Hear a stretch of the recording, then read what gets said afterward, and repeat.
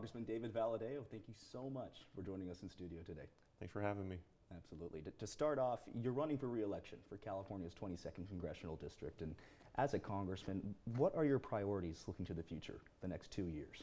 Well, continue the work that we've started. I mean, obviously bringing as many resources as we possibly can back to the district is something I've taken a lot of pride in.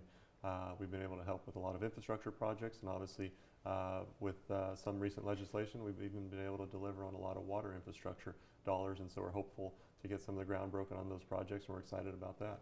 Absolutely.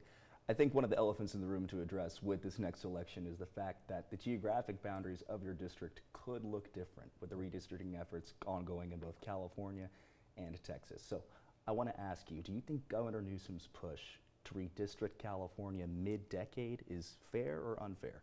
Oh, I think it's very unfair, and I think it's about as partisan exercise as anything I've ever seen, and I think Texas is doing it for the wrong reasons as well. But California is a little more complicated because voters here explicitly made a decision a number of years ago to create this nonpartisan redistricting commission, and California actually has to spend $250 million putting something on the ballot, getting voters to overturn the will of the people, and then allowing politicians to draw themselves new districts. And I just see that as a partisan exercise, and it's purposely done so that Governor Newsom could position himself to run for president. Absolutely. And in the case of Texas, too, do you also think that's a partisan exercise? I do. I think that's wrong. I mean, obviously, this mid-year redistricting stuff that's going on in a couple of states. There are a couple states that are doing it because I think there is some court cases and things that affect them differently. But what's going on in Texas and I think what's going on in California absolutely are both partisan exercises, and we shouldn't be doing that. Would you dissuade your Republican colleagues from going down that path in Texas or other states? Yeah, I have no problem, and I've been vocal with them saying that this is a bad idea, but it's not my actual colleagues in Congress doing this. I don't actually believe they support the process. I think this is more to do with the governor and I think even some direction from the White House. Absolutely. In this new redrawn 22nd Congressional District, from the preliminary maps that we've seen, it looks like the district now encompasses a southern portion of Fresno. So I'm curious, do you think you could still win that district, considering that there would be more Democrat voters than there are now? Well, currently, I mean, I had a Biden 13 district for a number of years, and even an Obama 11 district before that. So I've always had tough districts. Now, the district in this past election cycle actually went 5 points, almost 6 points for Trump, and the new district with the new lines goes 2 points for Trump. So voter registration has been coming our direction for a long time, and I think it softens that. Do I believe it's a tougher district to run in? Absolutely, than what I have today. Is it unwinnable? No, absolutely not. I do believe I can win it. It encompasses a lot of the old parts of Fresno that I've had for almost a decade before the last redistricting. Absolutely. And that kind of follows my next question. How would you address the concerns and needs of those new constituents that perhaps in the past you've represented before, but it's been a number of years since then? Well, and even on my way out, when they were changing the lines, I was still working with a lot of those communities, and even starting with the new congressional district, and when those were no longer there, I still continue to meet with a lot of those folks and continue to have a relationship with them, and so it wouldn't change a whole lot. It would just be that they would now be within the boundaries of the district, and it would make it easier to work with them. But I've been able to deliver on a lot of infrastructure projects for those communities over the years, and hopefully we can continue that relationship. Absolutely. In terms of the district that you represent now and the policies that are important to it, upwards of 60% of the people who live in your district are somewhat dependent on either Medicaid or Medicare. And with the recent Big Beautiful Bill, that could be put into jeopardy. You voted yes on that bill, so I'm curious to know why. Well, the Big Beautiful Bill had a lot of components of it that were very important to the district. Obviously, the purpose of that bill was to pass the reauthorization of the 2017 tax bill, which had a huge impact on the community, was a tax cut for 90% of my constituents, and so we wanted to make sure we continued that. There was also $1 billion in there, which is the largest investment ever for water infrastructure in California. That was a huge deal for us, and there was also a lot of components in there that had to do with agriculture. So if it's crop insurance, if it's some of the prices that are set, pricing mechanism for agriculture, that played a large role in that as well. Pell Grants, opening that up for trade schools, that was something that's very beneficial to our local schools and for our local folks that are trying to get an education. Now, as far as the healthcare component, seems to be the biggest part of the conversation. I mean, you said it yourself, could. And so you've got a lot of the Democrats and a lot of the political opposition making a statement saying that this could impact. But the reality is it does not touch anything on Medicare.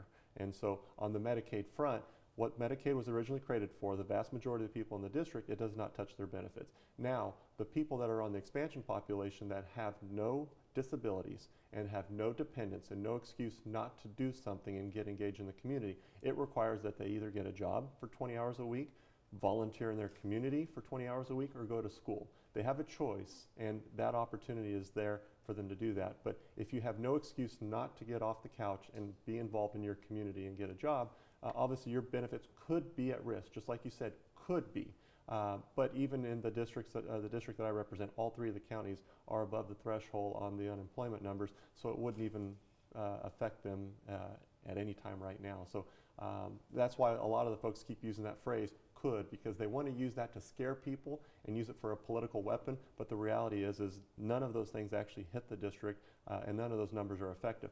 Now, as far as the way some of the funding mechanisms work, that is something we are working with our hospitals to make sure that there is no impact there, or as little impact as possible, but it is stuff that we are watching and working with all of our health institutions to make sure we can continue to support them and allow them to serve our communities to the best of their ability.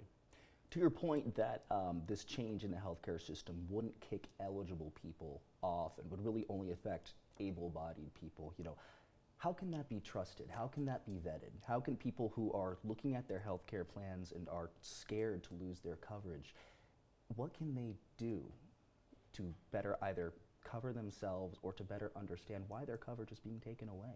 So, one, you're saying why their coverage is being taken away. No one is taking away coverage.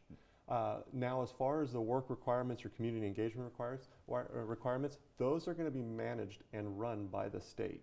And so the state of California has the power to make the decisions on those requirements and what mechanisms they'll put in place to verify that people actually qualify for the programs. And so that's why this is important, that the state actually does a good job of managing that. The federal government isn't going to go out and do that for 300 million people across the country and manage it for all the different states. The states have a role to play in this. The states have buy-in, and they have to be a part of the process and make sure that we have a mechanism in place to verify that the people that are on the program who are costing taxpayers money, that they actually qualify for the program and that they are doing their due diligence so that those dollars aren't wasted. And when we talk about protecting this program, making sure that there's no fraud and no one is abusing the system is how you protect the program for our most vulnerable. And this is the most important part. The state has the entire control over the work requirement component of it and verifying that people actually do what they need to do to qualify for the program. Absolutely. The issue of healthcare coverage is, like you said, maybe the Democrats' largest talking point in this election, and much of the major competition that you're facing in this next election, that being Dr. Baines, Randy Villegas, are really banking on this healthcare issue. And that's because people out there really truly are worried about what the future of their coverage looks like. So to people in the community here who see this news, who are worried about what's going to happen to their coverage and if they're going to be affected, what would you say to them? Well, one, listen to the words being used. They keep using the word would or that it could actually affect them. The reality is we know that anyone that the program was created for, it's not going to touch their benefits. It's not going to cut their programs. They're still going to have access to care. And then those who have the ability to work, able-bodied people with no dependents, no excuse, have to do something in their community. If they can't get a job, volunteer in their community. If they can't volunteer, go to school. Do something to better yourself and help yourself get into a position where you're helping our community survive. As far as the folks that are out there criticizing, I mean, they're always going to criticize. If it's not this, it's something else. And it's just politics and what it is. But the reality is the piece of legislation that was introduced was there created so that this program didn't grow at a rate that we could not afford to continue it. And even from the far right, the criticism we got was it didn't actually stop or didn't actually cut the program. It just slowed down the growth of it because it is requiring those who have the ability to work, able-bodied people, people without disabilities, people without any dependents, without someone that they have to care for. They have the time, they have the ability to go out and be a part of their community. Again, get a job, volunteer, go to school, but do something to better yourself. Absolutely. And that's really just in terms of the Democrat side of the competition that you're facing this next election. I'm curious, have you heard anything from the Republican side about any other potential candidates? I have not, no. Okay, I see. Do you think that the policies that the Trump administration are currently pursuing reflect the values and beliefs of what people here in Kern County are looking for in their government? Which policy are you specific? Specifically to the Big Beautiful Bill and most of its components. Well, I mean, when you look at the tax policy, the no tax on tips, making sure that we continue the standard deduction for standard filers.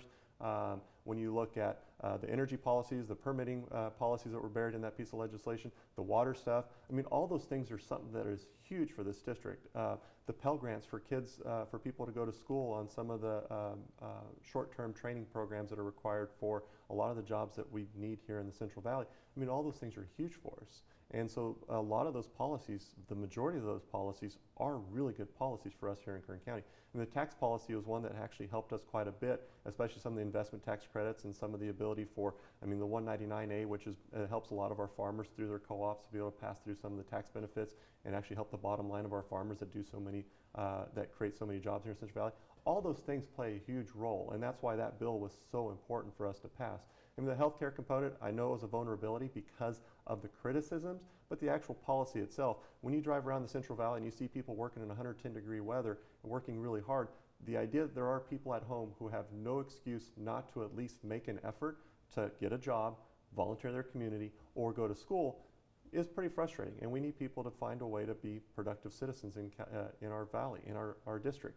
But the vast majority of those policies are very good successes for our district and for the valley. I see, I see. And to those people, like you said, who might not count as, you know, productive citizens, who still believe that they deserve health care, who still believe that they're looking for that coverage, you know, what alternatives would you present to them? Well, again, a minimal effort of 20 hours of work a week. If they can't find a job, volunteer, do something creative in the community, work with one of the nonprofits, or go to school. I mean, those are things that for someone, again, who has no disabilities, no children to care for, no elderly to care for, they have every opportunity to do something in their community and help out their community. And by putting in a little bit of time every week is not too much to ask. I see. Congressman David Valadao, thank you so much for joining us in studio today. Thanks for having me.